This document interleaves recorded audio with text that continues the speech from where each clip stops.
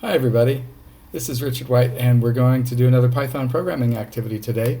I recently got a Magic 8 Ball as a gift, and maybe you know about this. It's a little toy from back in the day. You ask the Magic 8 Ball a question and it replies with a yes or a maybe or a no kind of response to predict the future. I thought it might be a fun activity to program a Magic 8 Ball simulation using Python. So we're going to cover variables, we're going to cover if-else statements, we're going to cover looping, we're going to cover lists, and even at the end of it all, we're going to cover a little bit of object-oriented programming. If you don't know about that kind of thing, then this is a great little introduction to object-oriented programming. So let's get started. So just as always, I'm going to be using a text editor on my left here to write my program, and I'm going to be running that program in the terminal here on the right. So I'll be able to bounce back and forth between those two windows as I'm working. Let's start with putting in a little bit of plumbing here on the left side. We'll start with the shebang, user bin environment, and then Python 3 I'll be writing in here, and we'll call this magic 8ball.py. And I'm just going to put my name in here as well, and the date. The 12th. And let's get the just get a little bit of a start here. Notice I don't have any syntax highlighting just yet. That'll happen as soon as I save that. Let's go ahead and save it here as magic 8 ball. And I'll just save that on the desktop there. So now I've got some nice syntax highlighting there in Text Wrangler. And let's print out just a nice little message. Magic 8 ball predicts the future. And a little more plumbing. If name is equal to, I'm having a hard time typing today, main. So I like that program. Let's jump over here and see what it looks like when I run that. So in Python 3 I'm going to call magic 8 ball, and it printed out just what I thought it would. So we're off to a roaring start here. Now the way this works is with a magic 8 ball, you're going to ask it a question, a yes/no question, and then it's going to bust out an answer. And so I guess the first thing we're going to do, I'm going to actually put in a couple comments here just so I can keep track of what's going on. Have the user enter a question. I put these little notes in here to myself to make sure I don't forget anything.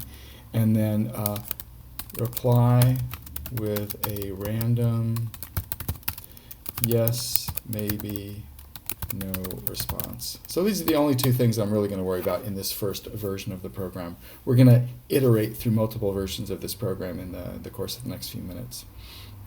So first of all, how do we have the user enter a question? Well, we'll ask them to enter some input.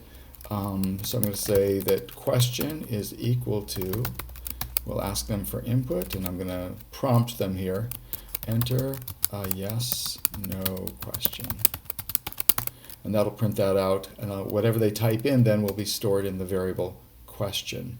If you're doing this in Python 2, you would have to say question is equal to raw input, enter a yes, no question.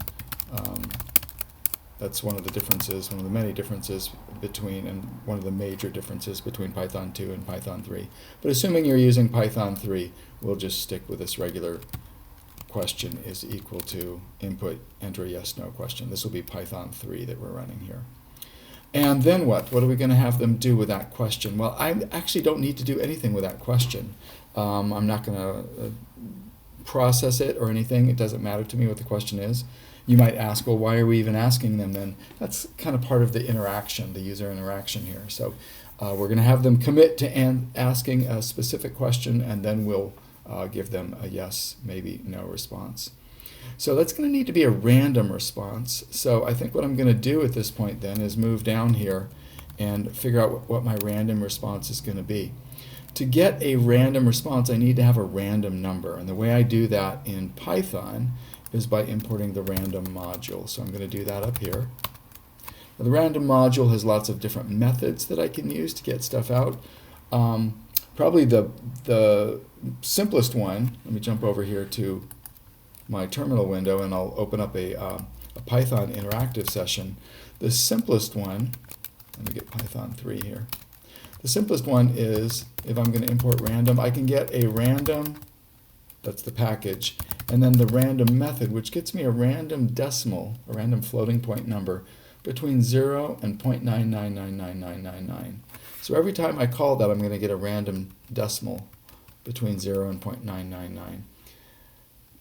That's somewhat useful. What's much more useful, however, is if I do random.random times and then multiply it by the number of different values, integers, that I want. So for instance, if I multiply that times 4, what I'm going to get is a random number between 0 times 4, 0, and 0.99999 times 4, which is 3.99 something. So if I do this a few times, I'm going to get random numbers between 0 all the way up to 3 point something. So that's the whole range of numbers there. I'm actually not interested in the floating point. I'm interested in the integer version of that floating point. So rather than that, I need to get the int of that. So what's going to happen? That's going to round all those values between 0 and 0.999. It's going to round those down to 0. It's going to take other values and round them down to 2.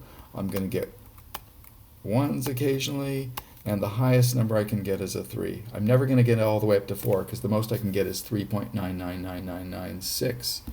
And when I take the int of that, that'll round that down to 3. So this gets me 4 integers, 0, 1, 2, or 3. So that's how that works. Back over in the terminal then, or in the text editor then, I'm going to get a random value. And that's going to be equal to int of random.random times 4. So it's going to give us a random number between 0 and 3 inclusive. I'm going to put a little note to myself here that that's what I'm getting. And again, if you look at the Magic 8 Ball, you actually get 20 responses. I'm just going to go easy here. Again, I need to think about what I'm going to do with this. I guess in this first version of the program, if rand value is equal to 0, if I've got that first one, I'm going to print out one of my random responses. And let's have it be a positive one. I'll say yes. That's pretty positive.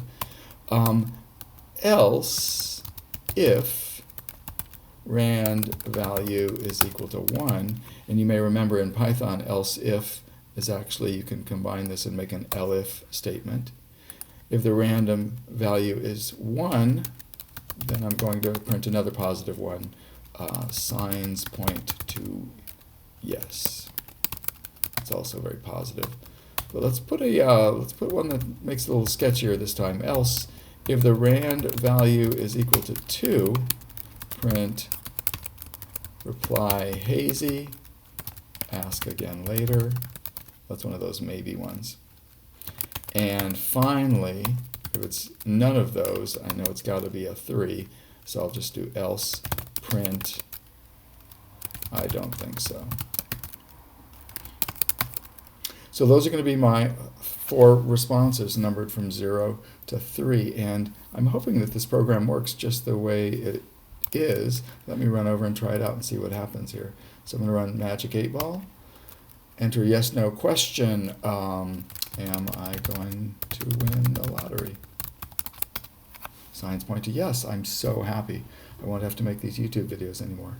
Let me try again. Am I going to get married soon? Yes. Well, there you go. The Magic 8 Ball predicts it. Let's try one more time. Enter a yes, no question. Am I the best in the world? I don't think so. Well, there you go. There you have it. So it's working. It's working just the way we want it to. There's a few modifications we could make, of course, and we're going to get into those right now. Here's the first thing I'd like to fix in this. You can imagine I've got a bunch of if, elif statements here, and this is okay. This is okay. This seems to be working here. I've had to type quite a bit for just these 4 responses, and if I'm going to go up to 20, if I want to make a real Magic 8 Ball, or maybe even I'm going to put in more responses in my simulation here, then that's going to be a whole lot of if, elif, elif, elif statements. So that's gonna be a little bit annoying to me. It would be great if I could come up with a better data structure for this, and this is where a list might come in handy. If you're looking at a bunch of different values that are going to be printed out, it might make some sense that we save those into a list and use that list to manipulate all this. So one of the things I'm going to do, ordinarily I would just, if I was just kind of trying to bust this out, I would start editing in my program, but I've learned over the years that sometimes, you need to go back to a previous version of the program. So I'm going to save this version of the program and close it out, and then make a copy of this magic 8-ball here. You can do that in the terminal if you want. I'm just going to do a copy magic 8-ball to magic 8-ball. Let's call it V2, version 2. And the reason I want to do that is because I want to keep the original version. I want to keep my original magic 8-ball. It was a pretty good version. But I also want to be able to work on a new copy of it and kind of flip things around without worrying about deleting the stuff that I've done in the past. So here I am, and I'm going to open up, I guess, magic 8-ball V2. Let's grab that. There we go. So this is my version 2. I copied it over, but this isn't really the one I want. I'm going to make some changes here. V2, and let's get rid of these if-else statements. Not really happy with these. We're going to get rid of those. So for a list, what do you do with a list here? In a list, and what am I going to call the list? I guess I'll call those replies. You enclose the different items in the list in square brackets. So the first item in my list, I suppose, is going to be yes. Second item in my list is going to be signs point to yes. These are all the replies I've had before. Third item on my list is going to be reply hazy. Ask again later. And then the last item on my list is going to be I don't think so. And then we close out the square brackets there. If you're going to be PEPS compliant, you would do something like this. Those of you who like to be PEPS compliant. Otherwise, what we had before is fine. So that's great. So these are all the different options I'm going to have. And notice what we get to do now. We get to get rid of all those if-else statements. And down here, once I've chosen a random value, this random value is a value between 0 and 3 and inclusive. And guess what? The replies here in the list are referred to by their index. This is index 1. This is index 0. This is index 1. This is index 2. And this is index 3. So rather than checking with all those if-else statements, I'm just going to say down here, print replies, which reply? Whichever one is referred to by that random value index. This is great. This is going to save me from all those if-else statements. I'm getting a random value, getting that random index. Let me save that and run that and see what happens. So this is Python Magic 8-Ball V2. Am I going to fail my math test? And it looks like it didn't like that. What blew up here? I've got an invalid syntax. Oh, I'm sorry. I was running it in Python 2. We need to run that in Python 3. Sorry. Am I going to fail my math test? Signs point to yes. That's not good. Will I have a good day tomorrow? I don't think so. Oh, that's too bad. So you can see this is working. This is working just the way we want it to. I guess what I'd really like to do is be able to shake the Magic 8-Ball and ask it more than one question. Right now it's kind of annoying. Every time I want to ask a question, I have to run the program again.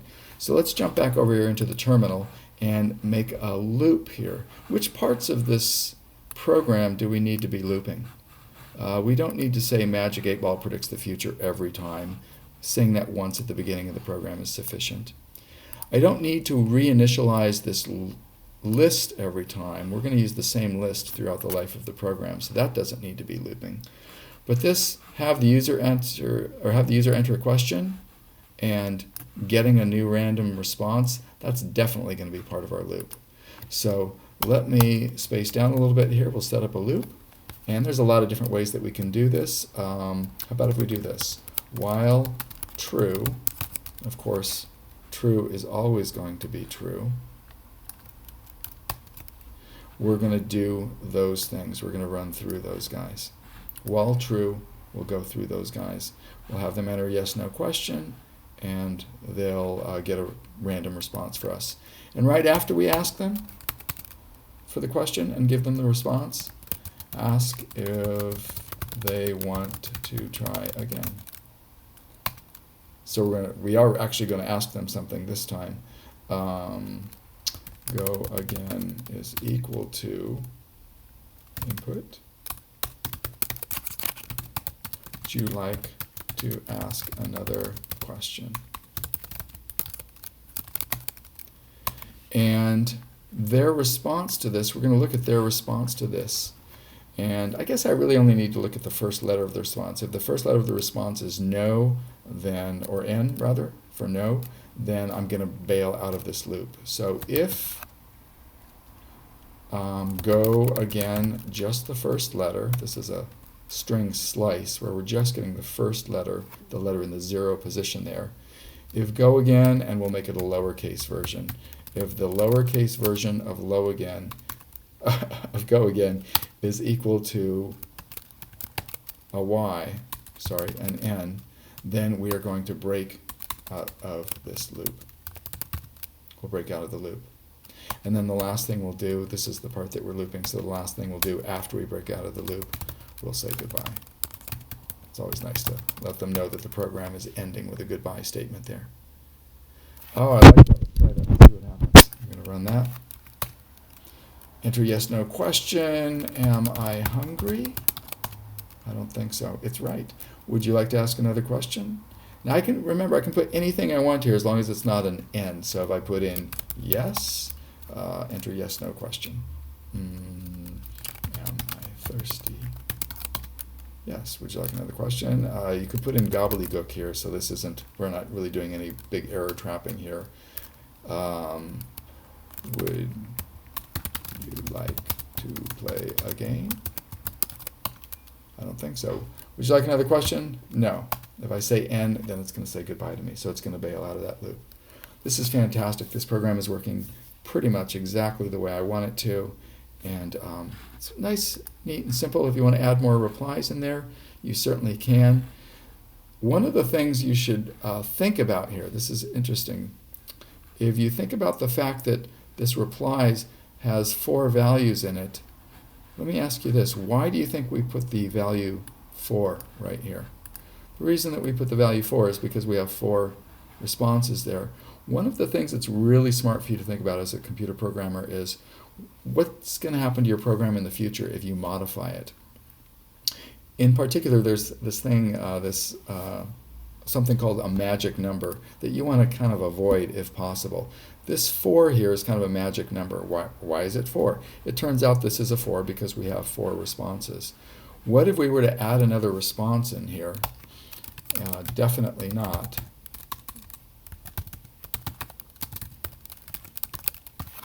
And not change this value down here.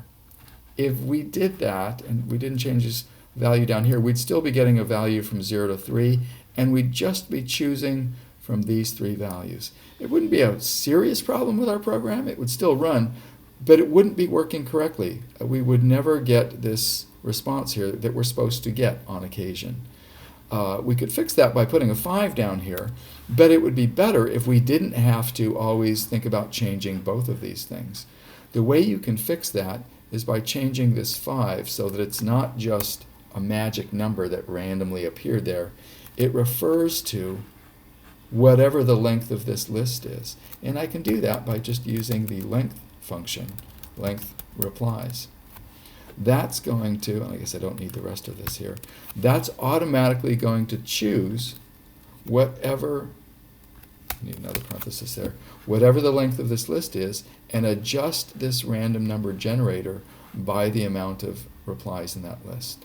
That's a really clever way of making sure that your program can automatically adjust to whatever situation you might have.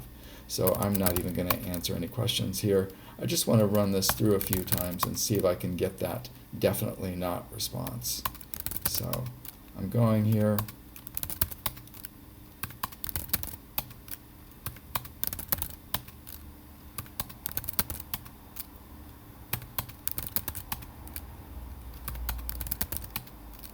Haven't gotten it yet? Are you getting worried? I'm not getting worried because it's a random number generator. Definitely not. It took a long time, but it eventually showed up there, so that's good. That's good. That's working exactly the way we want it to. All right, we're going to take a little break, and then we're going to move into object-oriented programming. We're going to talk about how you can make an object-oriented 8-ball. Talk to you soon. Okay, so in object-oriented programming, your program is creating and interacting with objects. And an object can be practically anything. It can represent a real-life thing. It can be some sort of abstract thing. But generally, if you think of a noun of some sort, in this case, the perfect example is the magic 8-ball itself. If you think of the magic 8-ball, that can be an object. Get this guy out here. We are going to be writing in our simulation of this 8-ball, we're going to be writing an object that represents this guy. So this is the magic 8-ball. Over here on the back is the little window where you can read the replies. And this is a very simple object. And in fact, our program is going to be longer when we write this as an object-oriented program than it is right now. But that's okay. We're really just trying to illustrate the principles of object-oriented coding. So the general idea, again, we're going to write something that represents a magic 8-ball. We're going to create a magic 8-ball class. And then that class is going to have two things that we're going to need to think about. It's going to have something called attributes, which are things that the object will know about itself. In this case, the 8-ball knows things like what the range of random replies are, and it knows what maybe the specific reply is when I turn it over and look at it. And then classes also have methods, and methods are the way that you interact with the class, or that the class will interact with other objects. In this particular case, I guess the only method we really have is, well, we need to be able to read the reply. That's a method. We need to be able to shake the magic 8-ball too. They say on here, you know, that you're supposed to shake the 8-ball when you're ready to get a new question. So I need to like shake it around, and then I can be able to read the new reply. So we're going to set up our object so that it models those interactions with a real 8-ball as closely as possible. So let's see how to do that. All right, so let's figure out how we're going to do this object-oriented version. I've saved this as version 3. I'm going to start modifying my most recent version of this program. So let me start by changing that to version 3. And what is this? What is this date? This 106. This is supposed to be the date here. This is supposed to be 2016. You guys need to tell me these things. 2016. We're all set to go there. And so again, the object-oriented version. So we'll keep a lot of this, but we're going to make some significant modifications here. So when you're creating an object-oriented version of something, you need to define a class. The class is the template or the recipe that we're going to use to create an object a little bit later on. So just in the same way that this main function right here is not actually called until we call it from down here in line 39, until we call main. Just as these instructions are not called until we actually call the main function, we're going to set up a class up here. Let's call it the magic 8-ball class, and colon, no parentheses. And in this magic 8-ball class, we're going to set up this recipe, and we'll use that recipe a little bit later on. It's a little bit different here, though. I've done this incorrectly because I want to call your attention to this. When you're creating a class, you don't define it. You use the keyword class there to say I'm defining a class, and by convention you almost always put a capital letter for that class name. So class magic 8-ball, no parentheses, a colon there, and then in here I'll just do a real quick comment.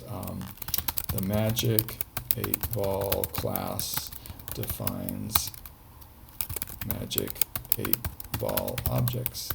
It's not terribly clear, but we'll leave it at that for now. So when you define this class, we're going to need to be thinking about three basic kinds of things that you do in any class that you're going to be using. The first thing in the class description that you have to do is you have to define how that object is going to be constructed or initialized. In Python, they're slightly different things, but they're close enough here. So we're going to say def underscore underscore init underscore underscore for initialize. And then in parentheses, we're going to put the keyword self. And that self basically refers to the object itself. So this is simply saying, it's kind of plumbing that says, we're initializing our self, the magic 8-ball. And as part of that initialization process, we're going to put in all the stuff that a magic 8-ball is going to need to know about itself. One of the things it's going to need to know about itself is this list of replies here. I'm going to take this out of the main function here and put it in to our initialization here for our magic 8-ball object.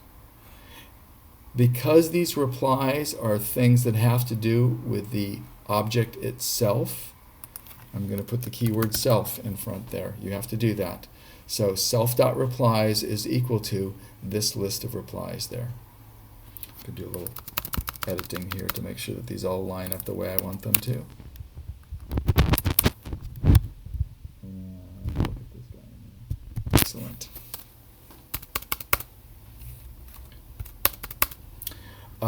What else are we going to do?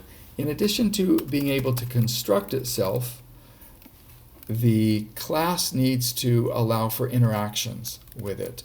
And one way that it does this is by using methods that are called accessor methods. And these accessor methods go in and get information about the class. There are also these things called mutator methods, and these mutator methods allow us to interact with the class and change things, mutate or alter things in the class. So what am I going to do here? Let's see. I think what I'm going to do, I'm thinking about how I want to introduce this to you. I think what I want to do is tell you one more thing. As part of this initialization process, I also want to call a mutator method that I'm going to write in just a moment. I'm thinking about this because when I pick up an 8-ball and I know I'm about to look at it, one of the things I do kind of in picking it up is I automatically randomize. I shake the ball a little bit. Even in the process of picking it up, I randomize what's going to be happening. So I'm going to have the magic 8-ball call its own shake method. I want to come back to this statement in just a moment and talk about what that's doing there. While I'm at it, let's do this. The shake method, which is what this refers to, the shake method you define just like you would a function. It's not actually a function, it's something that happens in the class. It's a method in the class. So I'm going to define the shake method. This shake method refers to the object itself. We're going to be shaking the magic 8-ball itself. And what's going to be happening when we do that? We're going to need to be getting a reply. We're going to need to be getting a reply from the magic 8-ball. We're actually not going to be getting it, but we're going to be setting it. So let me do this. Let me describe this here. The shake method mutates the magic 8-ball object to get or to set a new random reply. And it's in this method that we're actually going to do the randomizing part here. You see this part here where we get a random value? I'm going to grab that guy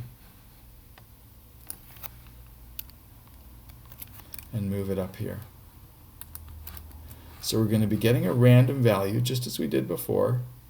Need to be a little bit careful about this because remember, replies is a variable in this object, so I need to make sure that that says self.replies.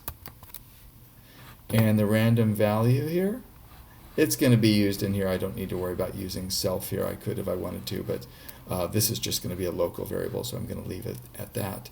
And then what I am going to do, though, is I'm going to set self.reply. This is an instance variable, and it's going to be equal to self.replies rand value. We did something very similar to this down here when we said replies rand value. We did something very similar down here. I'm doing the same thing now up in this class. So let's think about what we have for a moment here. I've got self replies. When I construct this magic 8-ball, I've got self replies. I'm going to set up a list of replies. Tell you what, I'm going to initialize, just to be complete here, self.reply to nothing. That's going to be an empty string for the moment. And then immediately in the construction of the magic 8-ball, I'm going to shake the 8-ball. And that's going to call the shake method. Here's the shake method. What does that do? It gets a random value and then assigns a random reply from our replies up here to the variable self.reply. I think we're okay so far. This is our constructor, one of the things that you do with classes. This is our mutator. This mutates the class. It changes the reply based on a shake. And the last thing we're going to write now is a setter. We're going to define the, did I say setter? A getter. We're going to define get reply for this object. And all this is going to do is very simply return self.reply. It's going to return that value, self.reply, so that we can access it in our main program. That's our magic 8-ball class. Once again, we've got constructors, we've got mutators, and we've got accessors. Mutators are sometimes called setters because they're setting values, and accessors are sometimes called getters because they're getting values. Now this is going to define the magic 8-ball, but this the magic 8-ball class, but it doesn't actually set anything up. So how do we do that? So when we begin our main program, we're going to create a magic 8-ball, and the way you do that is simply by invoking the name of the class, magic 8-ball with a capital M. So I'm going to call this my 8-ball is equal to a magic 8-ball. And you do have to put parentheses around there. So at this point, I have constructed an 8-ball called my 8-ball. And I can do things with that now, including shaking it up to randomize it, and including getting a reply so I can see what's there. So how does that work in here? Well, we're still going to ask the user to enter their question. Now we're going to need to do a couple of things though. We're going to need to, based on that, we're going to need to say, well, what's the reply in response to that question? Should we shake it? We've already shaken the ball, but we can do it again just to be sure that it's random. So we're going to say my 8-ball dot shake, and that's calling that shake method there to randomize it. And then how will we show them their answer? We're going to print my 8-ball, and we need to call the get reply method. And that's going to print out what the reply is. We'll still ask them if they want to do it again, and we'll go back up top. Each time we'll shake the ball and get a new reply for them. I've done a whole lot of coding here without doing any testing. That's not good practice, but I wanted to talk about writing that class there and make sure that that worked for us. So let's save that and then see what it looks like when we call the third version of this. Enter yes, no question. Will I go to the movies tomorrow? Definitely not. Yes, I'll ask another question. Will I drink coffee tonight? Yes. Oh, good. I love coffee. Yes, one more question. Should I have pizza for dinner? Yes. Excellent. No more. So this is working exactly the same as the other program was. The only difference is this is an object-oriented version of the program now. It's got this Magic 8-Ball class that we've written to handle our interactions with the Magic 8-Ball. One of the big questions people always have is, well, if this program is longer than the original one I wrote, why would I bother going to all the trouble of writing a Magic 8-Ball class? It was working perfectly well before. And it's true, in a smaller program, you might not think to write classes for everything. But once you start writing larger programs, it becomes really important for you to be able to think about writing classes that your programs can use to manage themselves. You can imagine if I was going to say, create some coins, and I wanted to write a coin class, or better yet, cards. I've got a deck of cards, I've got 52 cards, and I need to have a card class that's going to allow me to interact with every card on there, to find out its suit, to find out its number, to find out its color. All these things, to find out its blackjack value. All these are things that would be really well handled by a card class that you had written. In any event, I hope that gives you a little bit of an introduction to object-oriented programming in the Magic 8-Ball class. We'll see you next time. Take care.